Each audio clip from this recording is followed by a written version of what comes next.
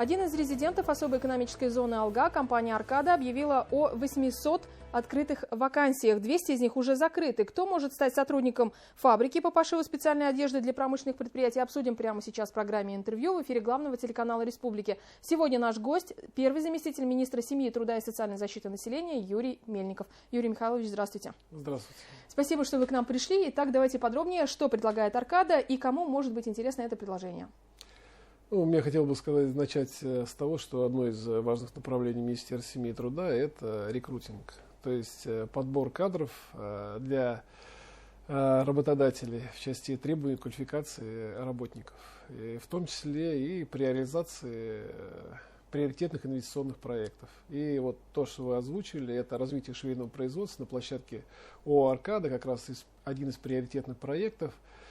И в прошлом году в процессе реализации данного проекта работодателям как раз была заявлена возможность обучения, подготовки и обучения 800 операторов швейного оборудования. Переводя своими словами, это швеи.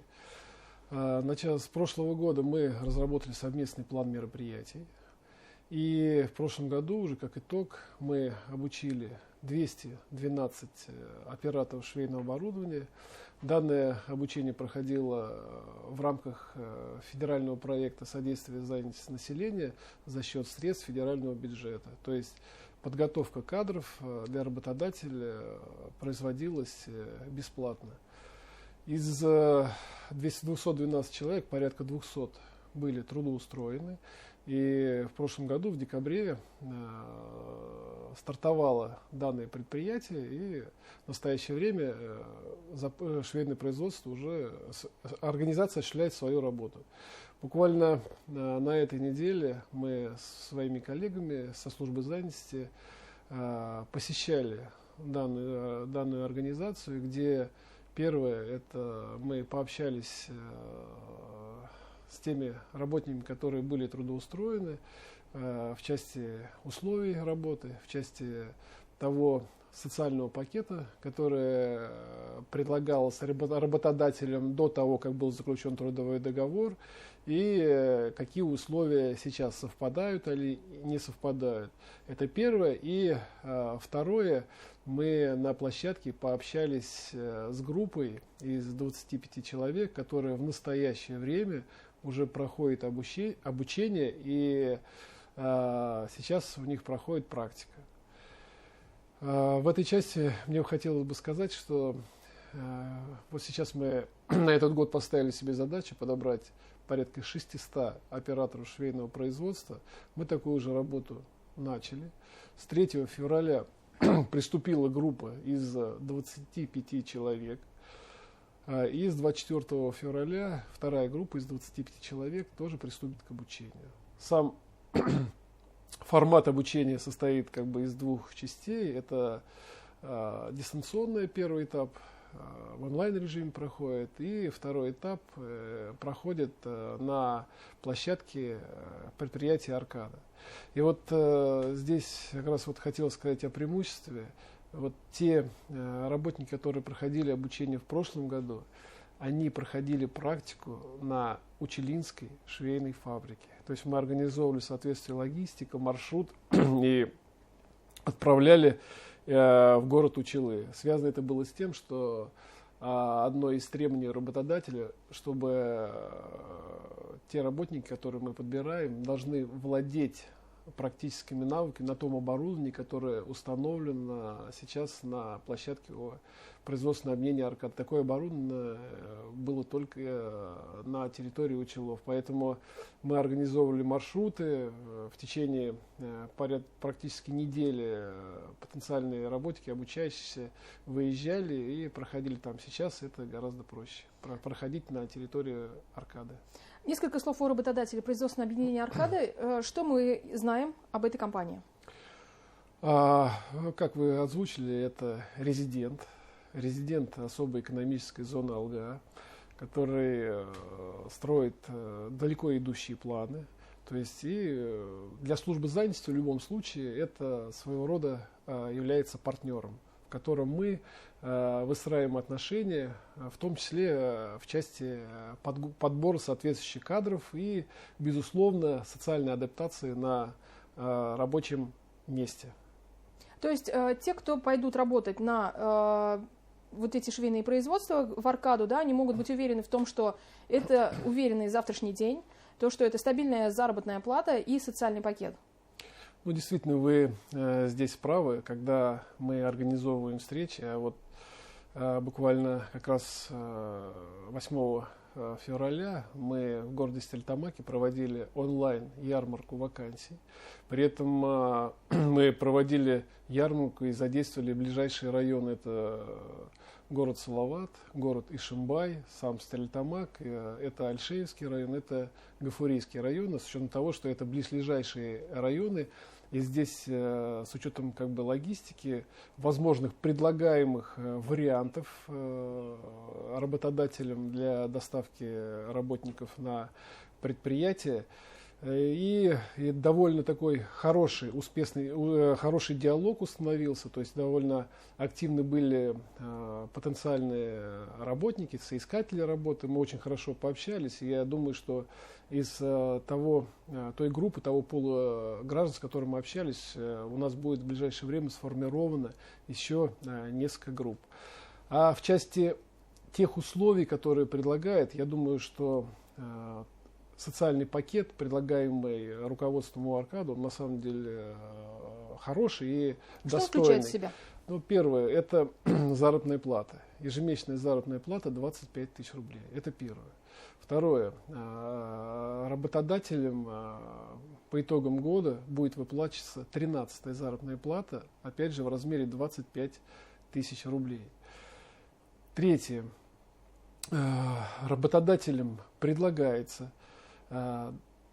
доставка работников, если они проживают не в Ишимбайском районе, а в ближайших районах, доставка бесплатно для работника на транспорте самого работодателя из близлежащих районов. Это третье. Четвертое. В том, что если работник выезжает например, из Альшеевского района, то есть ему, он очень много времени тратит на дорогу туда и обратно, по сути, то работодатель предлагает общежитие. При этом в общежитии созданы комфортабельные условия.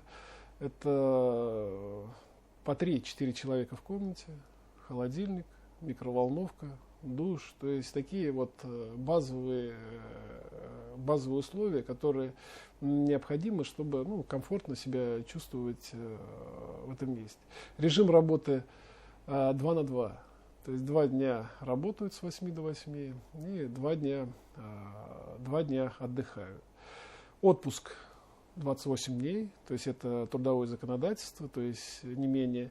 И согласно трудовому законодательству работодатель обеспечивает прохождение медосмотра как перед трудоустройством на работу и ежегодный за счет своих средств.